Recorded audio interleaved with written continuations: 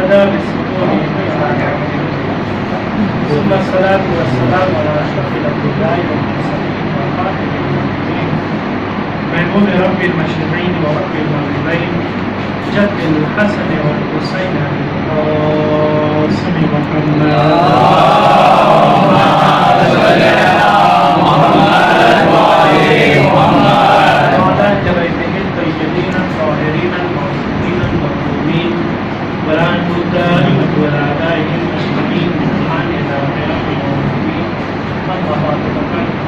قال الله تعالى في القرآن الحكيم بسم الله الرحمن الرحيم قل اللهم مالك الملك تؤتي الملك من تشاء وتنزع الملك ممن تشاء وتعز من تشاء وتذل من تشاء بيدك الخير إنك على كل شيء قدير. ایک صلوات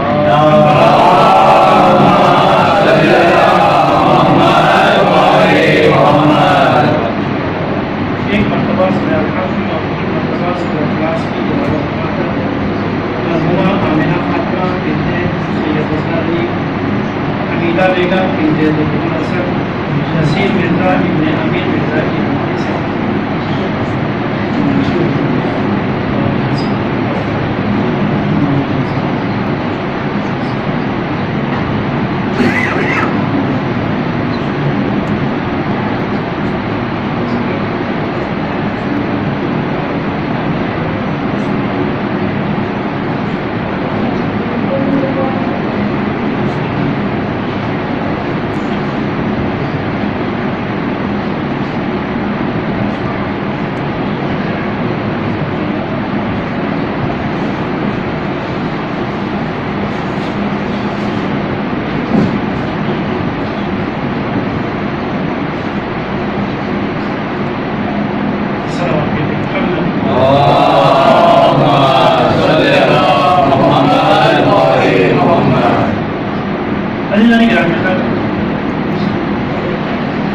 اس آیت کی تلاوت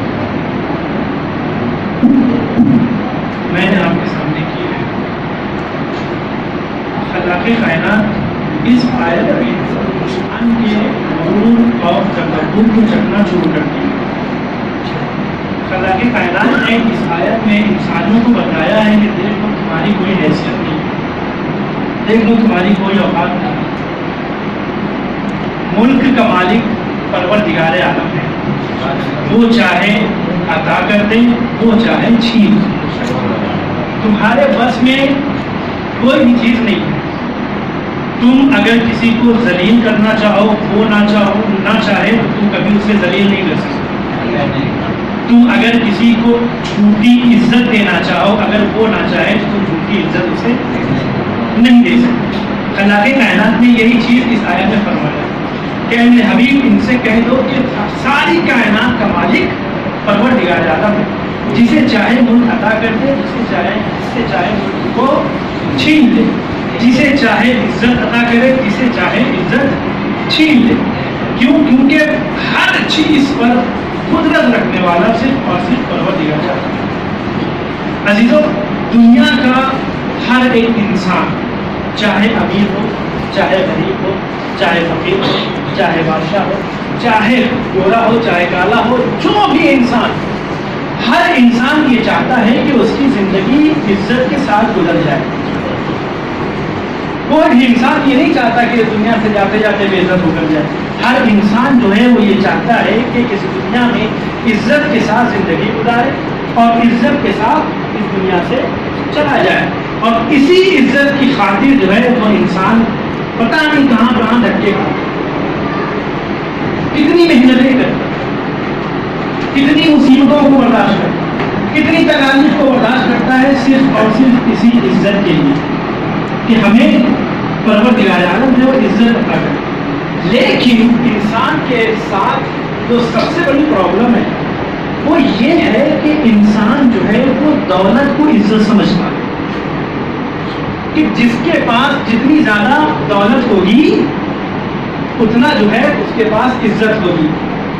جبکہ عزت الگ شے کا نام ہے اور دولت الگ شے کا نام ہے. عزت الگ چیز ہے، دولت الگ چیز ہے. اگر ایک انسان کے پاس दौलत हो तो ये समझता है कि लोग जो मेरी इज्जत कर रहे हैं वो मेरे अखलाक की बिना पर कर रहे हैं या किसी और चीज़ की बिना पर कर रहे हैं, जबकि लोग अगर उसकी इज्जत करते हैं तो वो उसको सलाम नहीं करते, उसकी दौलत को सलाम करते हैं। ये बात इंसान को हमेशा याद रखनी चाहिए। और जो इंसान ये सोच करके बैठा है कि ज़्यादा दौलत होने से लोगों के दरमियान ज़्यादा इज्जत होती है, तो ये गुमान जो है इंसान का बिल्कुल गलत है कि ज़्यादा दौलत हमारे पास है, ज़्यादा पैसा हमारे पास है, ज़्यादा बैंक बैलेंस हमारे पास है, बहुत सारी गाड़ियाँ हमारे पास है, तो हमारी इज्जत जो है माशरे में बहुत अच्छी है। नहीं, इज्जत जो है वो इंसान को दौलत की बिना पर नहीं मिलती। आपको बताऊं, आपने नाम सुना है सिकंदर आजम का। मशरिक से लेकर के मगरिब तक उसकी हुकूमत हर जगह पर जो है वो कब्जा किए हुए था, चढ़ाई कर देता था। एक मरतबा इसी तरह उसने एक मुल्क पर चढ़ाई की। जब उसने उस मुल्क पर चढ़ाई की तो उस मुल्क का जो बादशाह था, बगैर लड़े हुए उसने अपना मुल्क सिकंदर आजम के हवाले कर दिया कि भैया हमको लड़ना नहीं है, हमको लड़ाई नहीं करना है, आप जो है वो हमारा मुल्क ले लो। अब हिस्ट्री में मिलता है कि कई दिन तक सिकंदर आजम उसके मुल्क में रहा। उसके जाने से कुछ दिन पहले जो उस मुल्क का बादशाह था वो आया सिकंदर आजम के पास। आता और आने के बाद कहता है सिकंदर आजम, मैं चाहता हूँ कि आपकी और आपके लश्कर वालों की दावत करूँ, आपकी और आपके लश्कर वालों की दावत करूँ। सिकंदर आजम ने कबूल किया, ठीक है कबूल करें। अब सिकंदर आजम पहुंचा इसके वहाँ दावत में, कुछ सिपाही भी इसके साथ मौजूद थे। दस्तरखान बिछाया गया, एक से एक खाने उसने चुनवा दिए। जब सिकंदर आजम बैठा है तो हाथ धुलाने के बाद इसके सामने उसने एक हीरे जवाहरात से भरी प्लेट ला करके रख दी। तो सरकार नोट फरमाइए। जैसे ही उसने देखा कि हीरे जवाहरात से भरी हुई प्लेट मेरे सामने ला करके रखा है, कहता है क्या खाऊं, ये खाऊं? कहा का ये पत्थर का कभी इंसान कोई पत्थर खाता है? का फिर आप क्या खाते हैं? का भाई मैं वही खाता हूं तो तुम खाते हो। पाव भर आटा मेरी खुराक है, थोड़े से चावल थोड़ी सी रोटी मेरी खुराक है, यही तो तुम खाते हो, मैं खाता हूं। अब वो बादशाह कहता है कि ऐ सिकंदर आजम, जब तुम्हारी खुराक भी वही है जो हमारी खुराक है, तो क्या वजह है कि इतनी सारी दुनिया में, इतने सारे मुल्क में तुझे तेरे लायक इज्जत ना मिल सकी कि जो तू लोगों की गोदियां उड़ाते हुए फिरता है? क्या तुझे कहीं भी इतनी इज्जत नहीं मिली? कई काम क्यों कर रहा है? इज्जत के लिए कर रहा हूं। भाई जब इज्जत के लिए कर रहा है तो तेरी हुकूमत कहां से लेकर कहां तक? तुझे इज्जत नहीं मिली कि जो तू लोगों की नस्लों को खराब करता है, औरतों को बेवा करते करता है, मर्दों का कत्ल करता है। तो लोग क्या समझते हैं कि दुनिया पर हुकूमत करना ये हमारी इज्जत है, लोगों पर हुकूमत करना ये हमारी इज्जत है। नहीं, बल्कि इज्जत अलग चीज है और दौलत अलग चीज है। एक सलावत कीजिए।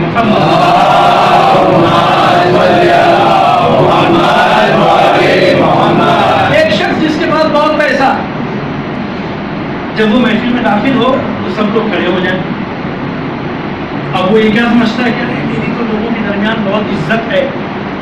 अब अगर मैं आपसे ये कहूँ कि अगर यहाँ पर कोई बड़ा लंबा सांप अगर आ जाए तो उसे देखकर आप खड़े नहीं हो जाएंगे? तो क्या सांप ये समझेगा कि लोगों के दरमियान मेरी बड़ी इज्जत है? नहीं कहा, क्यों? लोग खड़े ही हुए उसके डर की वजह से, उसके खौफ की वजह से। हकीकी इज्जत लोगों की नहीं है, लोगों की नजर में उसकी खड़े की हुए उसके डर की वजह से।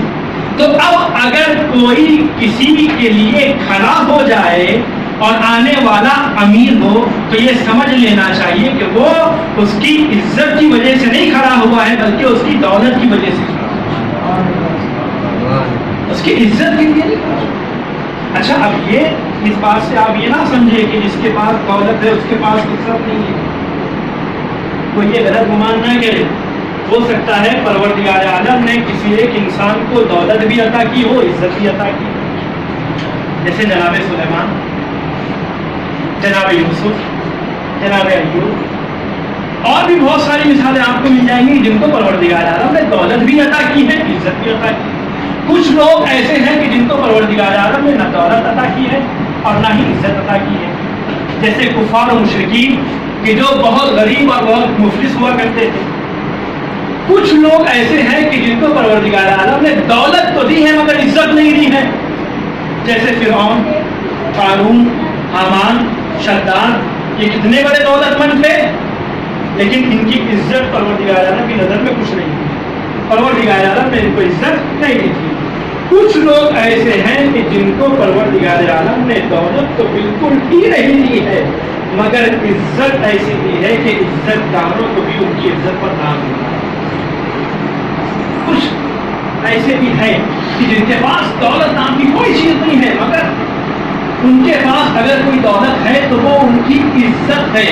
تو اب دولت نمرود کے پاس تھی، عزت خلیل کے پاس تھی، دولت فرعون کے پاس تھی، عزت موسیٰ کے پاس تھی، دولت قارون کے پاس تھی، عزت ہارون کے پاس تھی، دولت ابو جہل کے پاس تھی، عزت محمد مصطفیٰ کے پاس تھی، دولت معاویہ کے پاس تھی، عزت علی کے پاس تھی، دولت یزید کے پاس تھی، عزت حسین کے پاس۔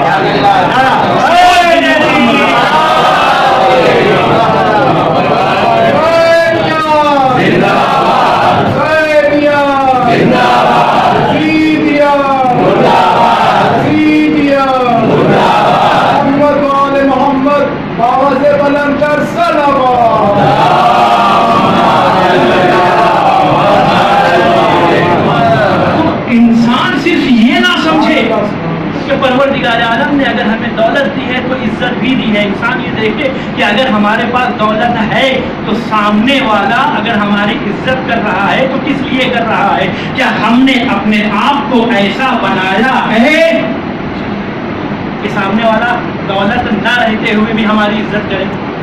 خود انسان، اور انسان اپنے نفس کو اپنے سے زیادہ کوئی نہیں جان سکتا، خود انسان جانتا ہے کہ وہ کیسا ہے۔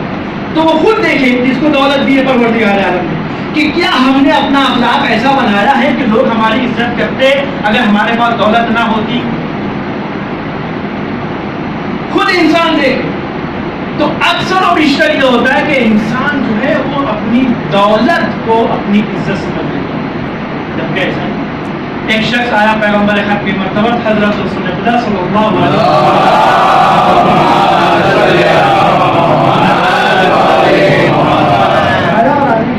پیغمبر اکرم کی خدمت میں بیٹھا، پیغمبر اکرم نے اس کے حالات دریافت کیے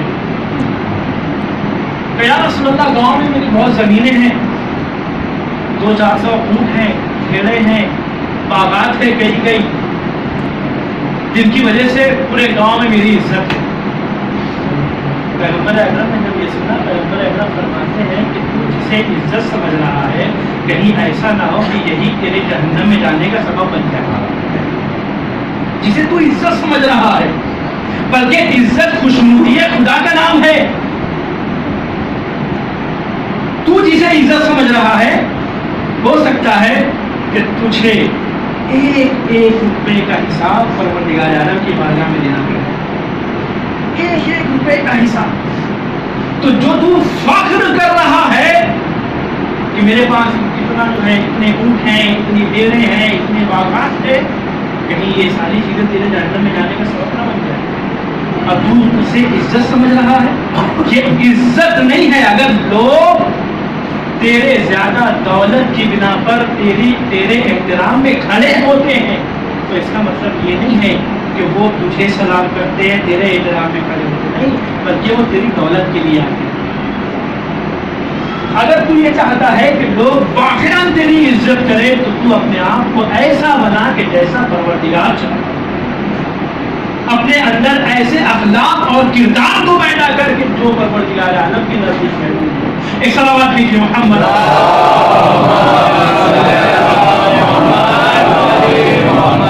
اور اگر ہم حدیث معصومین کی طرف جائیں تو احادیث معصومین میں 4 لوگ ایسے بیان کیے گئے ہیں کہ جن کی کوئی عزت نہیں ہے،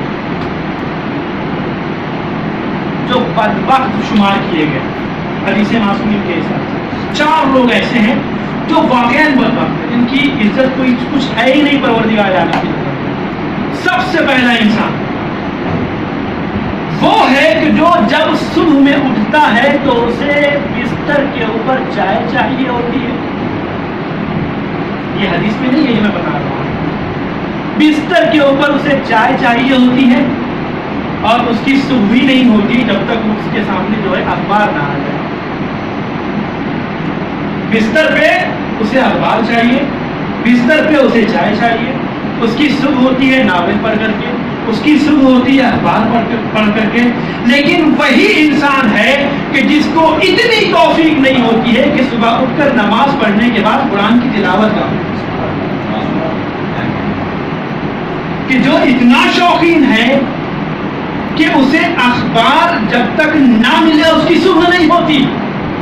اتنی دلچسپی ہے اس کے اخبار پڑھنے میں، ناولس وغیرہ پڑھنے میں. لیکن وہ انسان کہ جو قرآن مجید کی تلاوت نہیں کرتا ہے سب سے زیادہ بدبخت انسان حدیث معصومی. اور جیسا کہ اگر پچھلی مجلس آپ کو یاد ہو تو میں نے کہا تھا خاص کر کے اس ماہ مبارک رمضان میں کہ جس میں انسان اگر ایک آیت کی تلاوت کر لے تو ختم قرآن کا ثواب اسے ملتا ہے. تو اگر ہم پورے قرآن کو اس مہینے میں ختم کر کے اپنے مرحومین کو بخشیں گے تو ان کو کتنا ثواب پہنچے گا؟ کتنے ختم قرآن کا ثواب ان کو پہنچے گا؟ تو ہمیں توفیق نہیں ہوتی ہے. جبکہ واقعاً اگر ہم دیکھیں تو یہ قرآن ہے کیا چیز. ہم بہت ہلکے میں لیتے ہیں اس قرآن میں کیونکہ یہ ایک کتاب ہی تو ہے.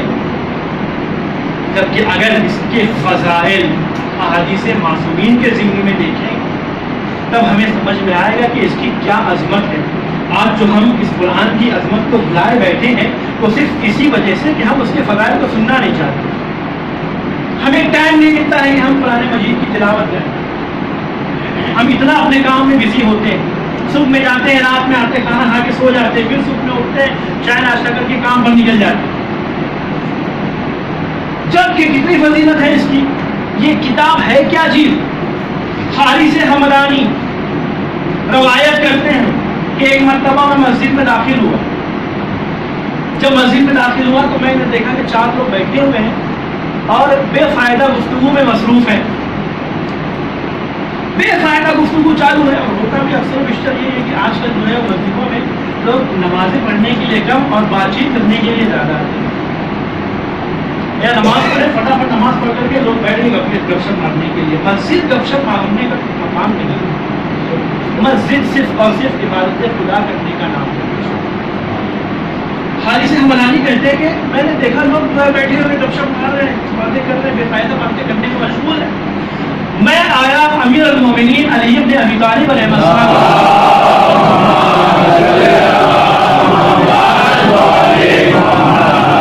آیا اور آنے کے بعد میں نے امیر المومنین سے شکایت کی مولا مسجد میں کچھ لوگ بیٹھے بے فائدہ گفتگو کر رہے ہیں. مولا نے کہا کیا واقعہ ایسا ہی ہے؟ کہا ہاں مولا میں دیکھ کر کے آ رہا ہوں. مولا فرماتا ہے حارث حمدانی آنے والے دنوں میں فتنہ برپا ہونے والا. آنے والے دنوں میں فتنہ برپا ہونے والا. حارث حمدانی نے پوچھا یا مولا جب وہ فتنہ برپا ہوگا تو اس سے نجات کا راستہ کیا ہوگا؟ کس طریقے سے اس فتنے سے ہم نجات حاصل کر سکتے ہیں؟ مولا مومن فرماتے تم فکر نہ کرو، تمہارے درمیان کتاب الہی موجود ہے. تم اس کے ذریعے سے، اس کتاب کے ذریعے سے، قرآن مجید کے ذریعے سے اس فتنے سے نجات حاصل کر سکتے ہیں. چھٹے امام امام جعفر صادق علیہ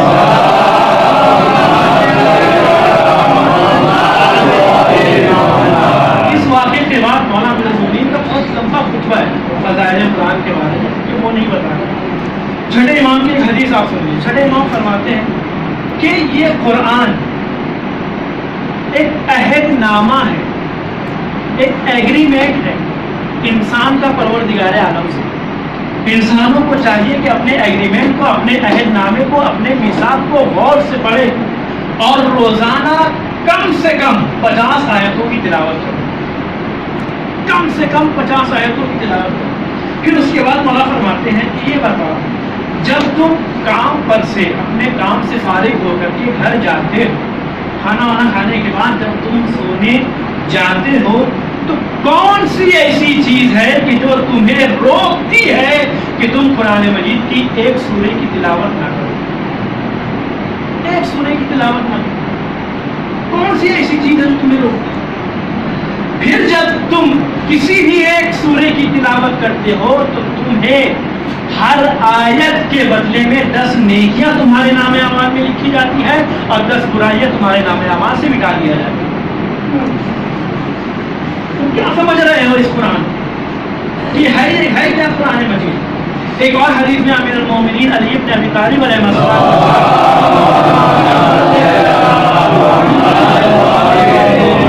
ارشاد فرماتے ہیں کہ تمہارے لیے ضروری ہے کہ قرآن مجید کی تلاوت کریں۔ خاص طور سے میں اپنے بچوں اور نوجوانوں کے لیے کہہ رہا ہوں کہ انہیں ابھی سے قرآن مجید کی تلاوت کی عادت ڈالنی چاہیے،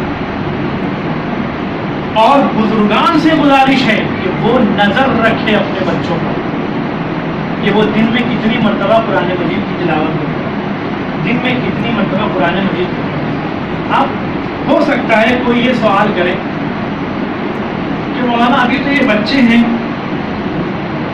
ان کو قرآن مجید سمجھ میں نہیں آئے گا۔ جہاں تک ہماری بات ہے تو ہم بڑے ہیں، ہم قرآن مجید کا ترجمہ بھی دیکھ سکتے ہیں، قرآن مجید کا ترجمہ بھی دیکھ سکتے ہیں، ہم بزرگ ہیں، ہم جو ہے وہ تفسیر بھی دیکھ سکتے ہیں۔ لیکن جو بچے ہیں جو سن بلوغ تک پہنچ گئے ہیں، اب جب سن بلوغ تک پہنچ گئے ہیں تو اب ان کا نام اعمال جو ہے وہ شروع ہو جاتا ہے۔ اب اگر ایک بھی برائی انسان بالغ ہونے کے بعد کرتا ہے تو اس کے نام اعمال میں سب تو ہوتا ہے۔ بالغ انسان کب ہوتا ہے؟ 15 سال کی۔ لڑکیاں کب ہوتی ہیں؟ قمری 9 سال کی ہوتی ہیں۔ تو بچہ جب 15 سال کا ہوتا ہے، 16 سال کا ہوتا ہے، تب بھی اس کے اندر نادانی موجود ہوتی ہے اور وہ گناہوں کی طرف جا سکتا ہے، گناہ انجام دے سکتا ہے، نادانی ہو سکتی، ہو سکتا ہے اس کو پتہ نہ ہو کہ یہ گناہ ہو۔ کتنے گناہ تو ایسے ہی نام اعمال میں درج ہو جاتے ہیں جن کے بارے میں ہمیں پتہ ہی نہیں ہوتا کہ یہ گناہ ہے اور ہم سے ہو گیا۔ اس لیے ہر مجلس میں کہتا ہوں کہ اپنے ان گناہوں کی بھی معافی مانگو کہ جو تمہیں پتہ نہیں، کیونکہ ہو سکتا ہے کہ زندگی بھر ہم یہ سوچتے رہے کہ ہم نے تو کوئی گناہ انجام دیا نہیں ہے، اب مرنے کے بعد جب ہم نام اعمال کو دیکھیں گے تو اتنی ساری برائیاں ہمارے نام اعمال میں موجود ہیں۔ تو اگر پہلے سے ہی ہم اسے بخشوا کر کے اتر جائیں گے تو کوئی مشکل نہیں آئے گی۔ تو اب سوال یہ ہے کہ ہو سکتا ہے کچھ لوگ کہیں کہ مولانا وہ تو عربی ہے، ہمیں سمجھ میں نہیں آتا، پڑھ کے فائدہ کیا؟ اور ظاہر سی بات ہے ہم عربی دان تو ہے نہیں کہ ہمیں عربی اس کی سمجھ میں آئے گی جو پروردگار عالم کیا کہنا چاہ رہا ہے، ترجمہ تو ہمیں معلوم ہے نہیں، پڑھ کر کے فائدہ کیا ہے؟ میں ایک مثال کے ذریعے سے یہ بات واضح کروں۔ وہ لوگ کہ جو یہ کہتے ہیں کہ قرآن مجید عربی میں ہے، پڑھ کر کے فائدہ کیا؟ ہمیں قرآن مجید سمجھ میں نہیں آتا، یا ہم قرآن مجید جو ہے وہ پڑھ نہیں پاتے، جو پڑھ نہیں پاتے جن کو عربی نہیں آتی ہے، کم سے کم ان کو سننا چاہیے، کم سے کم ان کو سننا چاہیے جو قرآن مجید کی تلاوت کر رہا ہے۔ اور آج کے زمانے میں تو بالکل بھی مشکل نہیں ہے، یوٹیوب پہ آپ کوئی بھی سورہ لگا کے سنتے رہیے، پورا قرآن موجود ہے، جن کو پڑھنا نہیں آتا ہے وہ سنیں۔ فائدہ کیا کرے گا یہ کہ جن کو قرآن سمجھ میں نہیں آتا پھر بھی قرآن پڑھنا ہے، کہ جن کو قرآن پڑھنا نہیں آتا ہے پھر بھی ان کو قرآن سننا ہے، فائدہ کیا کرے گا؟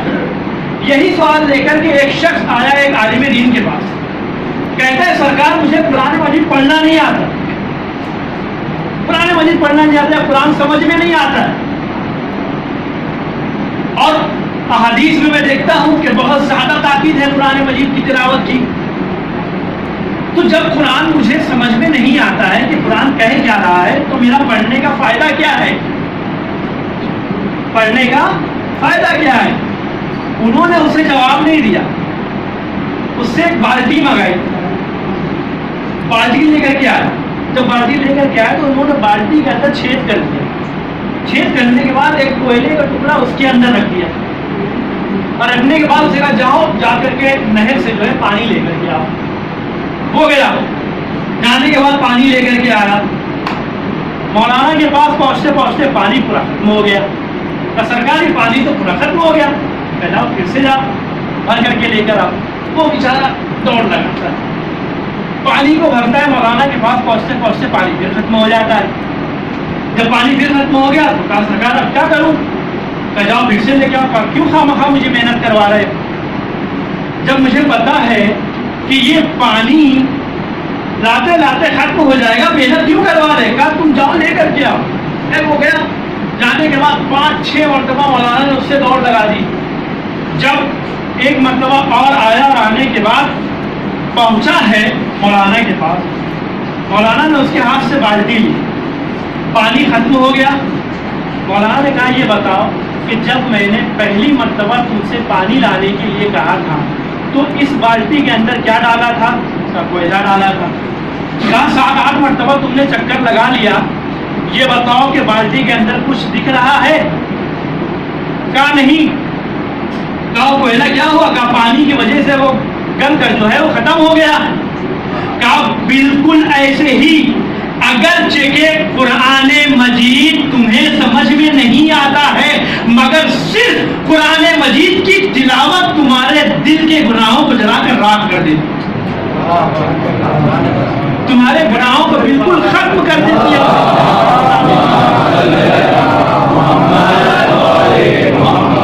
تو بھلے سے اس بالٹی کے اندر پانی نہیں آ پایا، لیکن اس کے اندر جو کالا پن تھا کوئلے کا وہ نکل گیا۔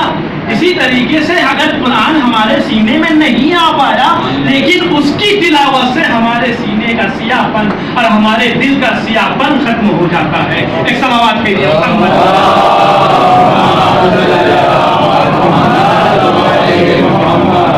اس لیے بھی انسان کو یا تو قرآن مجید کی تلاوت کرنی چاہیے یا تو قرآن مجید کو سننا چاہیے۔ ایک اور صلوات کیجیے۔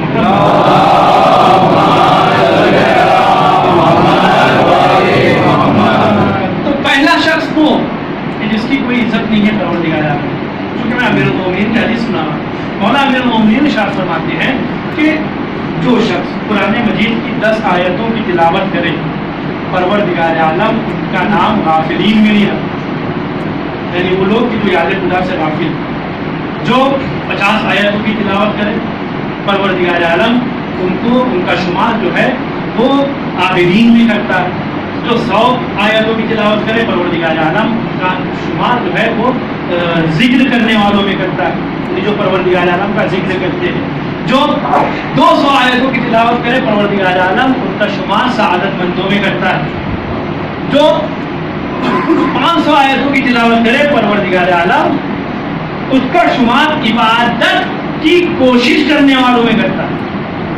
اور ایک آخری جملہ پھر مولا فرماتے ہیں کہ جو 1000 آیتوں کی تلاوت کرے، گویا وہ ایسا ہے کہ جس نے کثیر تعداد میں سونا پروردگار عالم کی راہ میں قربان کیا۔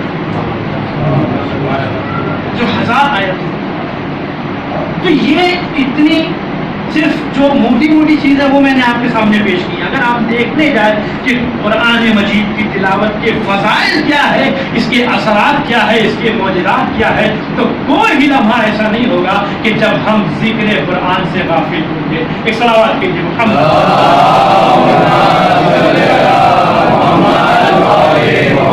سب سے پہلا شخص وہ ہے کہ جس کی عزت کوئی نہیں ہے خدا کی نظر میں، جو قرآن مجید کی تلاوت نہیں کرتا۔ دوسرا شخص وہ ہے کہ جس کے ماں باپ دونوں یا دونوں میں سے ایک زندہ ہو اور وہ جہنم میں چلا جائے۔ جس کے ماں باپ دونوں یا ماں باپ میں سے کوئی ایک زندہ ہو اور وہ اس کے بعد بھی جہنم میں چلا جائے۔ عزیزوں، ماں باپ کی اتنی اہمیت اور عظمت ہے کہ جو لوگ ماں باپ کے زندہ رہتے ہوئے ماں باپ کی قدر نہیں کرتے، ان کو اس بات سے سبق لینا چاہیے کہ جو پروردگار عالم نے کہا ہے کہ تمہارے لیے ضروری ہے کہ اپنے ماں باپ کے ساتھ حسن سلوک سے پیش آؤ۔ اگر پچھلی مجلس میری یاد ہو تو میں نے یہ کہا تھا کہ وہ انسان کہ جس کے ماں باپ اس سے راضی نہ ہو، موت کے وقت اس کی روح نکلنے میں پریشانی ہو سکتی اور اس کی آخرت کے لیے اس کا نقصان ہو سکتا ہے۔ لیکن اگر جو ماں باپ کے ساتھ اس نے سلوک سے پیش آتا ہے، ماں باپ کو راضی رکھتا ہے، تو پروردگار عالم اس کی آخرت بنا لیتا ہے. لیکن ہم انسانوں کا مزاج تھوڑا کچھ ایسا ہے کہ ہمیں دنیا میں کچھ نہ کچھ چاہیے ہوتا ہے. دنیاوی فائدہ ہم ضرور دیکھتے ہیں. تو اگر کوئی انسان ماں باپ کے ساتھ حسن سلوک کرے تو اس کا دنیاوی فائدہ کیا ہے؟ آج میں آپ کو بتانے والا ہوں کہ دنیاوی فائدہ کیا ہے. ہم یہ سوچتے ہیں کہ چلو ماں باپ کے ساتھ جو ہے حسن سلوک کر رہے ہیں، ماں باپ کی خدمت کر رہے ہیں، ہر چیز ان کے لیے لا کر کے دے رہے ہیں، تو یہ اخروی فائدہ ہے، آخرت میں ہم کو فائدہ ملے گا. نہیں، پروردگار عالم دنیا میں بھی فائدہ دیتا. کس طریقے سے؟ بنی اسرائیل میں 3 شخص تھے کہ جسے تینوں کو جو ہے وہ ایک ہی عورت سے محبت ہو گئی. تینوں نے اپنا اپنا رشتہ بھیجا، تینوں آپس میں چچا دار بھائی، تینوں نے اپنا اپنا رشتہ بھیجا اس عورت کے بعد. وہ عورت متقی پرہیزگار تھی، لہذا اس نے اس کو چنا کہ جو متقی اور پرہیزگار تھا، ان تینوں میں سے متقی اور پرہیزگار تھا، اس کو چنا. باقی جو 2 تھے اب چونکہ ریجیکٹ کر دیے گئے تھے، لہذا ان دونوں کو جو ہے اس سے حسد ہونے لگی. اس بیچارے کو قتل کر دیا اور قتل کرنے کے بعد بنی اسرائیل کے محلے میں لے جا کر کے پھینک دیا. جب صبح ہوئی تو بنی اسرائیل کے لوگوں پر قتل کا دعویٰ کر دیا کہ انہی لوگوں نے اسے قتل کیا. جناب موسیٰ آئے اور آنے کے بعد جب ان سے پوچھ تاچھ کی ہے تو وہ کہتے کہ بھائی اس سے ہم سے کیوں خون بہا لیا جا رہا؟ آپ پروردگار عالم سے پوچھیں، وہ بتائے کہ اس کا قاتل کون ہے اور کس نے اس کو قتل کیا ہے. خیر جناب موسیٰ نے پروردگار عالم سے پوچھا. پروردگار عالم نے کہا کہ دیکھو ایک کام کرو، فلاں قسم کی گائے جو ہے اس کو ذبح کرو، ذبح کرنے کے بعد اس کا گوشت لا کر کے اس مردے پر مارو. جب تم اس کے اوپر مارو گے تو یہ کھڑا ہو جائے گا اور اپنے قاتل کا نام بتائے گا، اپنے قاتل کا نام بتائے گا. کہا ٹھیک ہے. اب پوچھا گیا کہ وہ گائے کہاں ملے گی، گائے کیسی ہوگی، گائے کا رنگ کیسا ہوگا. خیر پروردگار عالم نے سب بتایا. جو نشانی پروردگار عالم نے بتائی تھی اس نشانی والی ان نشانیوں والی گائے جو ہے وہ بنی اسرائیل کے ایک جوان کے پاس موجود ہے. اب وہ جوان کیسا تھا؟ اپنے ماں باپ کے ساتھ، اپنے باپ کے ساتھ کیسا سلوک کرتا تھا؟ وہ جوان جو ہے وہ اپنے باپ کا اتنا احترام کرتا تھا، اتنا لحاظ رکھتا تھا کہ ایک مرتبہ اس جوان کو، چونکہ بزنس مین تھا، کوئی چیز اسے جو ہے بیچنی اور اس سے بہت زیادہ فائدہ اس کو ہونے والا، بہت موٹی رقم اس جینس کو بیچنے کے بدلے میں اسے ملنے والا. جب خریدار آئے تو اس کا جو مال تھا وہ اس کے اسٹور روم میں تھا اور اس اسٹور روم کی جو ہے چابی وہ اس تکیے کے نیچے تھی کہ جس تکیے پہ اس کا باپ سو رہا تھا. جب یہ پہنچا ہے چابی لینے کے لیے تو کیا دیکھتا ہے کہ باپ سو رہا ہے. تو اس نے باپ کو اٹھانا مناسب نہیں سمجھا اور جو خریدار آئے تھے ان کو واپس کر دیا کہ بھیا جاؤ، مجھے جینس نہیں بیچنی، چلے جاؤ. اگر کوئی دوسرا انسان ہوتا تو باپ کو اٹھا دیتا یا تکیے کے اندر سے ہاتھ ڈال کر کے چابی نکال لیتا. کون اتنی بڑی رقم کا نقصان کرے؟ کون کرے گا اتنی بڑی رقم؟ لیکن اس نے نہیں سوچا. چلے جاؤ، مجھے جنس نہیں بیچنی. کاٹی. اب جب اس کا باپ سو کر کے اٹھا ہے تو اس نے پوچھا بیٹا تم ایک جنس بیچنے والے تھے، تمہیں بہت زیادہ پیسے ملنے والے تھے، بہت زیادہ منافع ہونے والا تھا، تم نے بیچا یا نہیں بیچا؟ خریدار آئے یا نہیں آئے؟ کہ بابا خریدار تو آئے تھے لیکن چونکہ آپ اس تکیے پر سو رہے تھے کہ جس کے نیچے اسٹور روم کی چابی تھی، میں نے مناسب نہیں سمجھا کہ آپ کو نیند سے جگاؤں، لہذا میں نے خریدار کو واپس کر دیا. اب اس کے باپ نے جب سنا تو اس کو اتنی خوشی ہوئی کہ یہ میری اتنی عزت کرتا ہے، یہ میرا اتنا احترام کرتا ہے کہ اس نے جو ہے نقصان برداشت کر لیا مگر مجھے اٹھانا برداشت نہیں، گوارا نہیں کیا. خوش ہو کر کے اس نے اپنے بیٹے کو وہ گائے دی تھی کہ جس گائے کی نشانی خداوند عالم نے بتائی. اب جب لوگ پہنچے ہیں وہ گائے کو ڈھونڈتے ہوئے اس کے پاس تو پہنچنے کے بعد دیکھیے میں کیا کہہ رہا تھا کہ خداوند عالم دنیا میں کیا معاوضہ دیتا ہے ایک انسان کو کہ جو اپنے ماں باپ کے ساتھ اس نے سلوک سے پیش آتا ہے. اب جب لوگ آئے ہیں یہاں پر تو لوگوں نے کہا کہ یہ گائے ہمیں چاہیے. اس نے تو پہلے منع کیا کہ نہیں یہ تو بابا نے مجھے گفٹ کی ہے, لیکن لوگوں نے اپنے دام کو بڑھانا شروع کیا کہ نہیں ہم اتنا پیسہ دیں گے, ہم اتنا پیسہ دیں گے, ہم اتنا پیسہ دیں گے. تو جب سودا ہونے لگا تو بات یہ طے قرار پائی کہ اس گائے کو ذبح کرنے کے بعد اس کا جو چمڑا ہوگا پورا چمڑا بھر کر کے دینار جو ہے اس کے مالک کو دیا جائے گا. اس کے چمڑے میں پورا دینار بھر کر کے جتنا بھی آ جائے وہ اس کے مالک کو دیا جائے گا. گائے کو ذبح کیا گیا, ادھر وہ واقعہ ہو گیا قاتل والا. اب یہاں پر جو ہے اس کو اس گائے کے چمڑے میں سونا بھر کر کے, کیونکہ دینار سونے کا ہوتا تھا, دینار بھر کر کے دیا گیا. جب بعد میں اسے گینا گیا تو وہ ٹوٹل 50 لاکھ دینار تھے. آج کل کی بات نہیں, آج کل کے 50 لاکھ روپے کتنے ہوتے ہیں یہ انسان سوچتا ہے. اس وقت کے 50 لاکھ دینار اس چمڑے میں آئے تھے. جناب موسیٰ نے کہا کہ یہ پروردگار عالم کی طرف سے انعام ہے اس جوان کو اس حسن سلوک کا کہ جو اس نے اپنے باپ کے ساتھ کیا تھا. ایک صلوات دیجیے.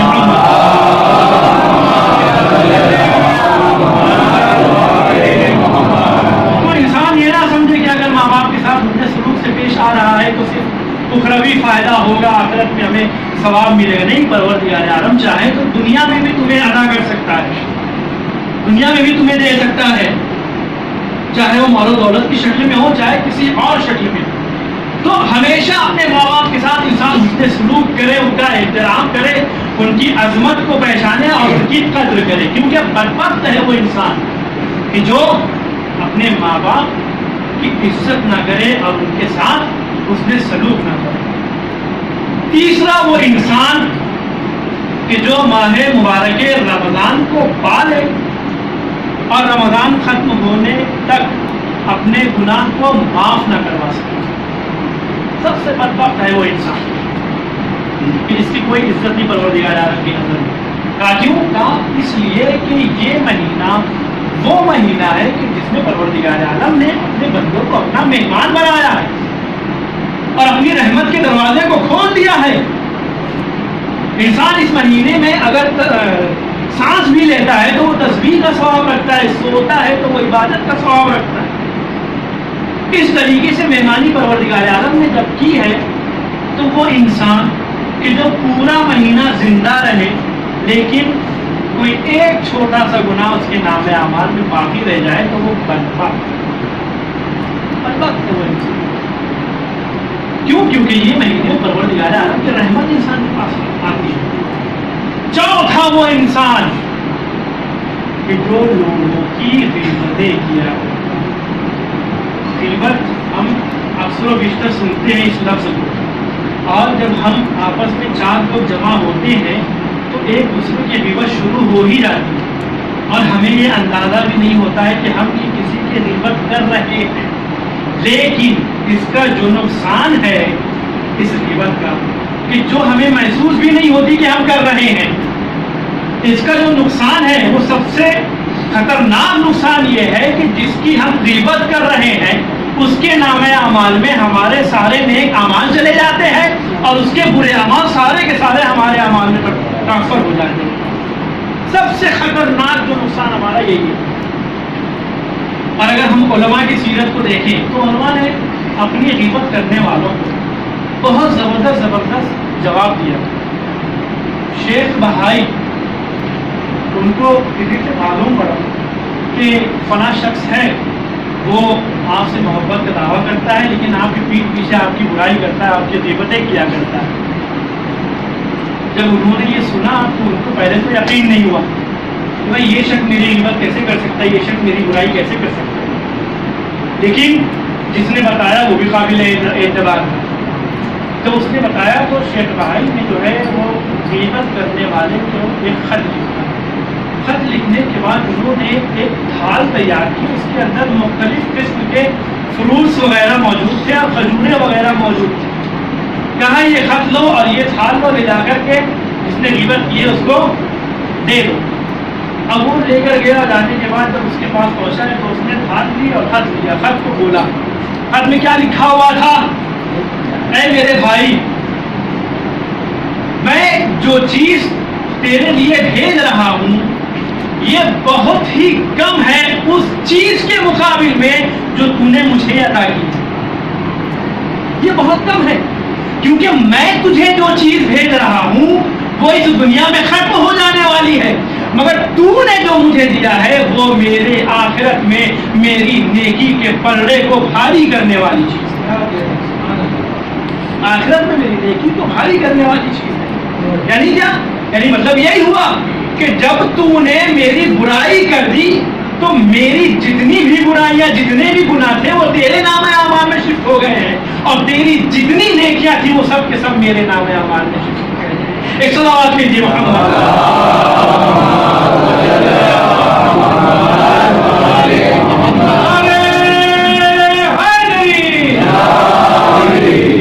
وہ سب کے سب میرے نام اعمال میں شفٹ ہو گئے. لہٰذا ہم اسے سمجھتے تو بہت عام چیز ہے, بہت معمولی سی چیز ہے. 4 لوگ ایک جگہ کھڑے ہو گئے, کسی کی برائی کرنا شروع ہو گئے, ہمیں پتہ بھی نہیں چلتا کہ ہم غیبت کر رہے ہیں. لیکن یہ ایک ایسا گناہ ہے کہ جس کا تعلق حقوق ناس سے ہے, لوگوں کے حقوق سے.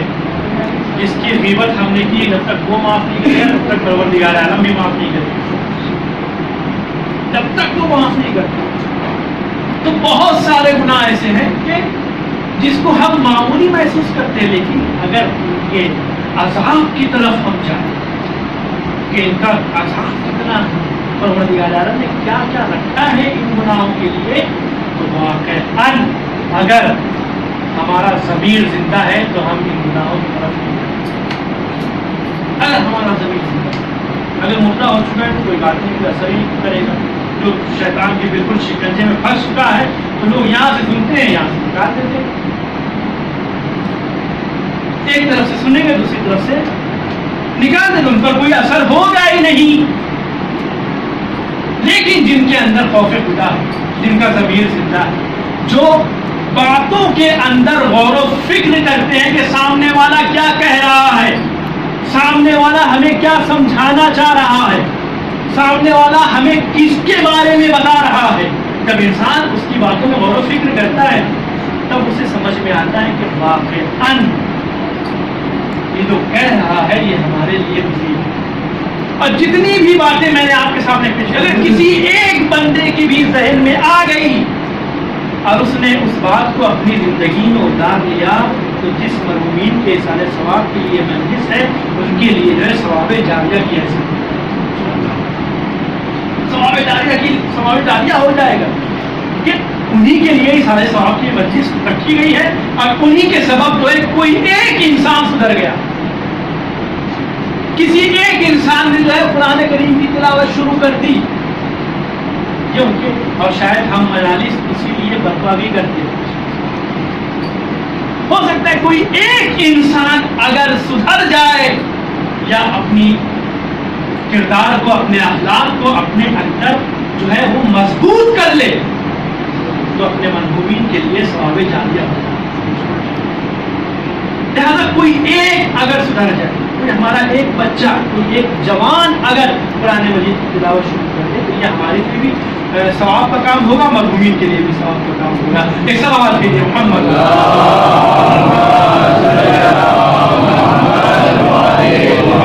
حقیقی عزت دولت نہیں ہے, حقیقی عزت جو ہے وہ انسان کا اخلاق ہے, انسان کا کردار ہے, پروردگار عالم کی عبادت کرنے سے ملتی ہے, خدا کے قریب ہونے سے ملتی ہے, اور دولت کی وجہ سے نہیں. بات الگ ہے کہ انسان جو ہے دولت مند بھی ہو اور کردار و اخلاق میں بھی بلند پایا تو خدا ان سے بھی عزت ملتی ہے. لیکن یہ ضروری نہیں ہے کہ اس کے بعد دولت ہو تو لوگ جو ہے اس کی عزت کر رہے ہیں, اس کو بہت سلام کر رہے ہیں. نہیں, انسان جس کے پاس دولت ہے وہ خود سوچے کہ سامنے والا مجھے کیوں سلام کر رہا ہے, کیا میں نے اپنے آپ کو اس لائق بنایا. اور اگر حقیقی عزت دیکھنا, بہت آخری بات, حقیقی عزت دیکھنا ہے تو آئیے میں لے کر کے چلتا ہوں مولا کائنات حضرت علی ابن ابی طالب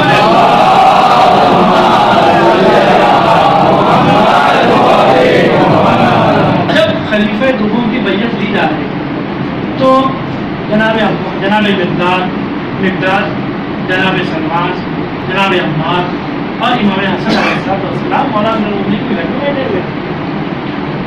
تو امام حسن مشتبہ علیہ السلام فرماتے ہیں یا امیر المومنین، پروردگار عالم نے جناب سلیمان کو اتنی بادشاہت بخشی تھی، اتنی سلطنت تھی ان کی، اتنا ملک ان کو عطا کیا، ساتھ ہی ساتھ ان کو وہ انگشتری بھی دی تھی کہ جس کی تاثیر ان کی سلطنت تھی. آپ تو سردار انبیاء کے وسیع ہیں، پروردگار عالم نے آپ کو کیا عطا کیا؟ آپ تو سردار انبیاء کے وسیع ہیں، سید المرسلین کے وسیع ہیں، آخری پیغمبر کے وسیع ہیں. خداوند عالم نے آپ کو کیا عطا کیا؟ مولا امیر المومنین فرماتے ہیں اے بیٹا، جناب سلیمان نے پروردگار عالم سے جو ملک مانگا تھا خدا نے انہیں وہ عطا کر دیا، مگر خدا نے ہمیں جو عطا کیا ہے وہ سلیمان کے ملک سے بہت زیادہ وسیع ہے. پھر اس کے بعد مولا امیر المومنین نے اپنی جیب سے انگوٹھی نکالی، اس پر محمد و علی لکھا ہوا تھا. مشتبہ نے پوچھا یا امیر المومنین، یہ کیسی انگوٹھی ہے کہ جس کے اوپر آپ کا نام لکھا ہوا ہے اور نانا رسول اللہ کا نام لکھا ہوا ہے؟ کہا بیٹا یہی تو انگشتری سلیمان ہے. یہی تو انگشتری سلیمان ہے کہ ہمارے نام کندہ ہونے کی وجہ سے اس کے اندر وہ تاثیر ہوا کرتی تھی کہ اگر قحط کا زمانہ ہوتا تھا تو بارش ہو جایا کرتا. اگر قحط کا زمانہ ہوا تھا. اے بیٹا حسن، کیا تم چاہتے ہو کہ جو ملک پروردگار عالم نے مجھے عطا کیا ہے کیا تم اس کی سیر کرنا چاہتے ہو؟ کہاں؟ ٹھیک ہے. ایک مرتبہ امیر المومنین نے آسمان کی طرف بلند کیا، کچھ کہا، ایک بادل کا ٹکڑا آیا. امیر المومنین نے حکم دیا کہ بیچ جا. فرش کی طرح وہ بادل کا ٹکڑا بیچ گیا. امیر المومنین نے کہا آپ سب سوار ہو جاؤ اس کے اوپر. پھر ایک مرتبہ آسمان کی طرف رخ کیا، کچھ کہا، دوسرا بادل کا ٹکڑا آیا. امیر المومنین اس پر سوار اور چلے ہیں لے کر. اب جب چلے ہیں تو ملک کی سیر کرتے کرتے امیر المومنین نے چاروں شخصیتوں سے کہا کہ کیا تم چاہتے ہو کہ سلیمان کا دیدار کرو؟ کیا تم سلیمان کو دیکھنا چاہتے ہو؟ کہا ہاں امیر المومنین دیکھنا چاہتے ہیں. کہا ٹھیک ہے. اب امیر المومنین لے کر پہنچے ہیں ایک ایسے باغ میں جو بہت ہی شاندار باغ. اترے ہیں وہاں پر. جناب سلمان کہتے ہیں کہ وہ باغ ایسا باغ تھا، یہ سب امیر المومنین کی سلطنت، امیر المومنین کا ملک ہے جو پروردگار عالم نے مولا امیر المومنین کو عطا کیا. جناب سلمان کہتے ہیں کہ ہم پہنچے ہیں ایسے باغ میں کہ میں نے اپنی پوری زندگی ایسا خوبصورت باغ آج تک نہیں دیکھا. جب اس باغ کے بیچ میں پہنچے ہیں تو ہم نے دیکھا کہ خوبصورت سا تخت ہے، اس تخت کے اوپر ایک جوان سویا ہوا. مولا امیر المومنین اس جوان کے قریب گئے اور جانے کے بعد انگوٹھی نکالی اور نکالنے کے بعد ان کے ہاتھوں میں پہنائی.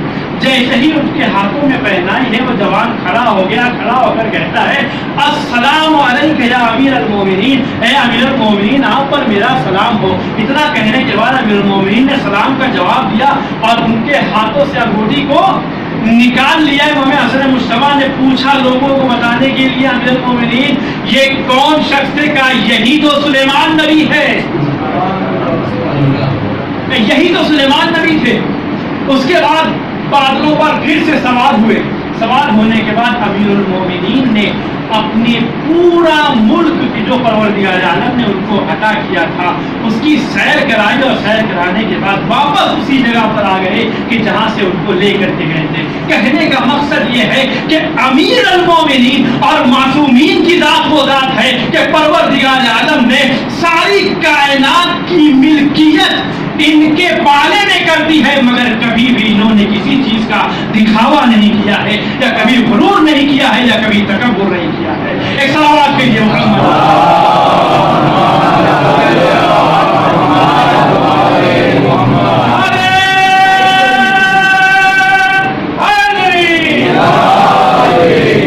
اور معصومین نے ہمیشہ یہ بتایا ہے کہ دیکھو عزت دینے والا پروردگار تمہیں خدا کی طرف سے عزت مل جائے، دولت مل جائے، شہرت مل جائے، تو کبھی بھی تم غرور اور تکبر سے کام نہیں۔ کبھی بھی ہوتا ہے انسان جب جو ہے اس کے پاس دو پیسے زیادہ ہو جاتے ہیں تو پھر جو ہے وہ سینہ تان کر کے لوگوں کے سامنے چلتا ہے کہ ہم سے زیادہ جو ہے وہ دولت مند کوئی ہے، ہماری عزت بہت۔ تو انسان کو یہ نہیں ہونا چاہیے۔ عزت پروردگار عالم کیوں دیتا ہے؟ بس خدا سے قریب ہو جاؤ، معصومین سے قریب ہو جاؤ، عزت دینے والا پروردگار عالم۔ پھر اس کے بعد ہمیں فکر کرنے کی ضرورت نہیں ہے کہ کون ہمیں بے عزت کرنا چاہتا ہے، کون ہمارے پیچھے پڑا ہوا ہے۔ ہم اپنے آپ کو ویسا بنا لیں جیسا وہ چاہتا ہے، پھر پروردگار عالم وہ کرے گا جیسا ہم چاہتے ہیں۔ ہمیں ہر وہ چیز دے گا کہ جو ہم چاہتے ہیں۔ صلوات بھی محمد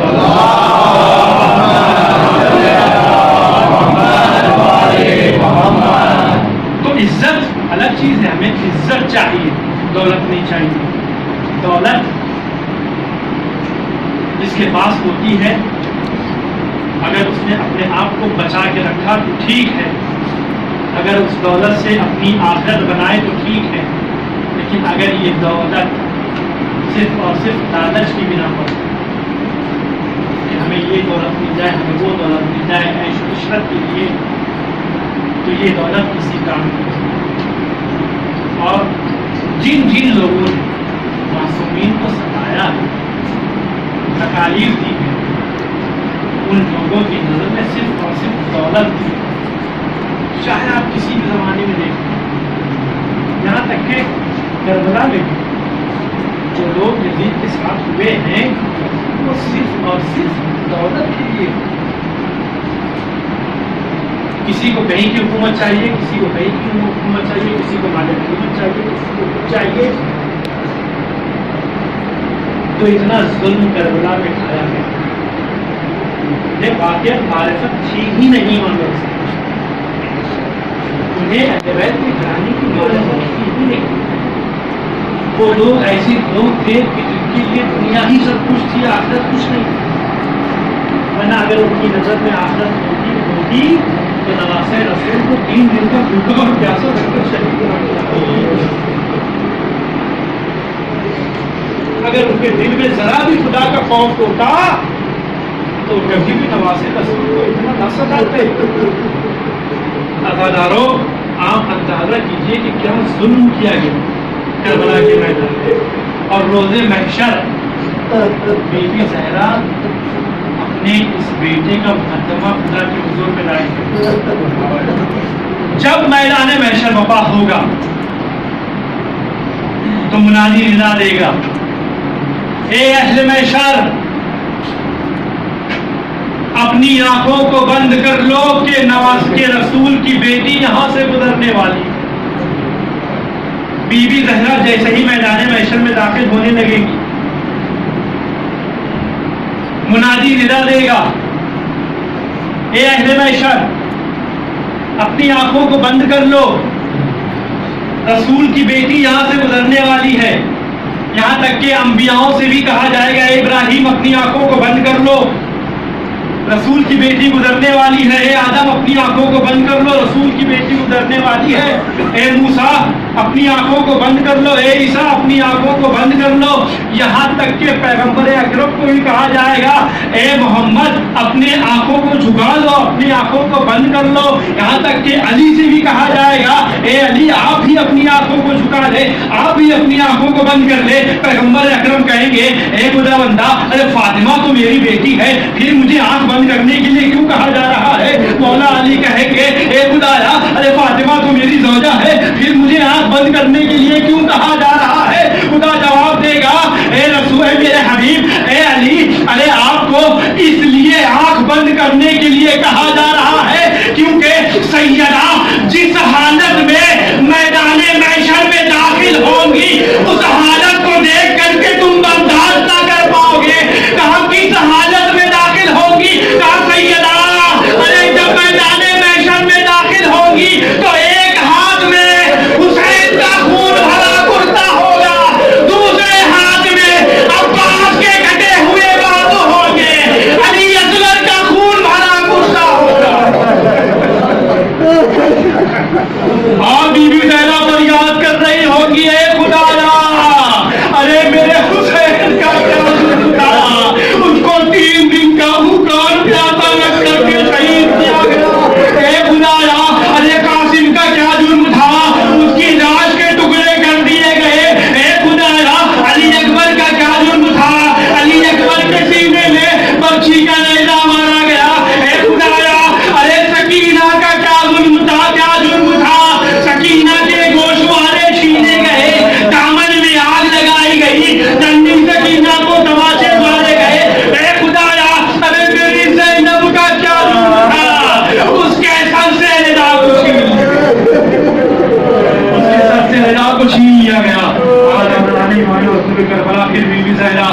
اپنے بیٹے کے قتل کا مقدمہ دائر کرے.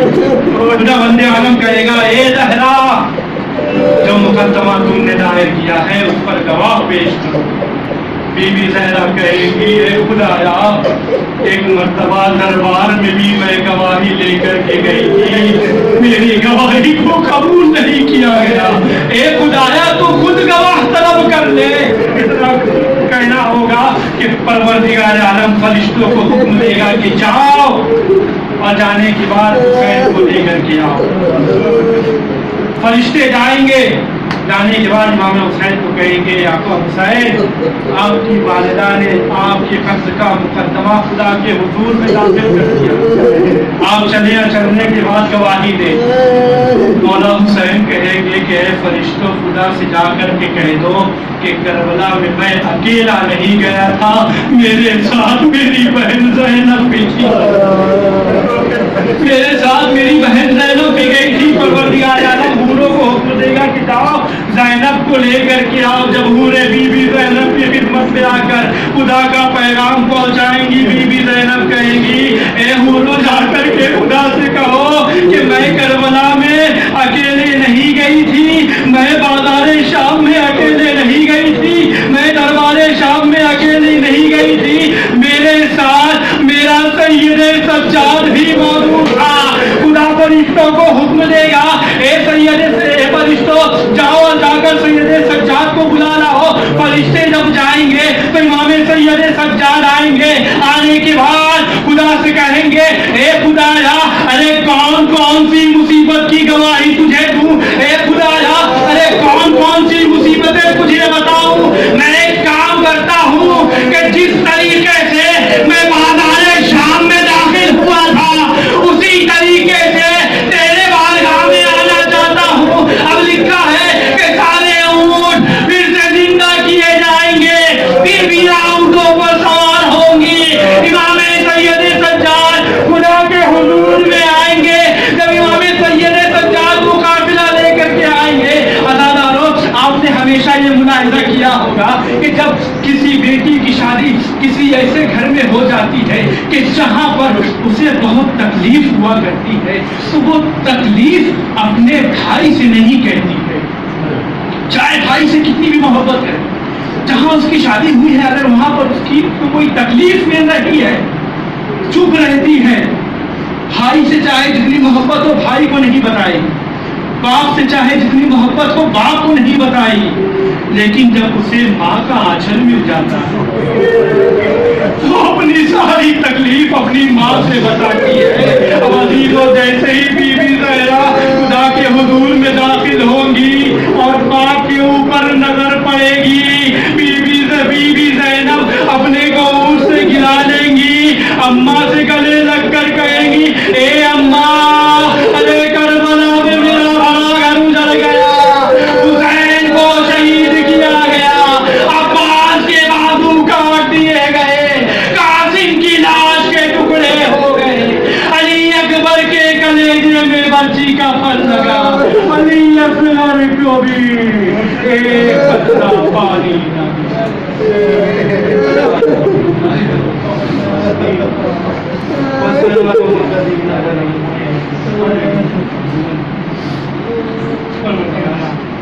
تیری بارگاہ میں سب سے خاص دعا یہ ہے کہ اپنے وقت کے امام کے ظہور میں تاجیل اور ہم کو ان کے مخلص انصار و عوام میں شمار پروردگار مقامات مقدسات کی حفاظت, جہاں جہاں وشیان اہل کرار ان کی جان و مال و عزت و آبرو کی حفاظت, جو پریشان حال ہے ان کی پریشانی کو دور, جو قرضدار ہے ان کے قرض کو غیر سے ادا, حج و زیارت کے مشتاق ہیں انہیں حج و زیارت سے مشرف.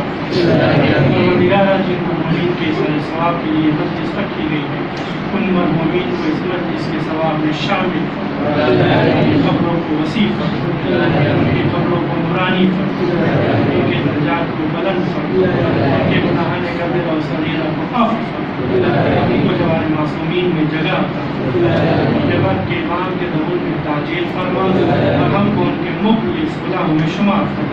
ایک مرتبہ سورہ الحمد اور 3 مرتبہ سورہ اخلاص میں تلاوت فرما کر مرحومہ آمنہ فاطمہ بنت سید اصغر علی अमीना बेगम, इब्न अब्दुल हसन, नसीम मिर्जा, इब्न अमीर मिर्जा और तमाम मरहूमीन के कोई साथ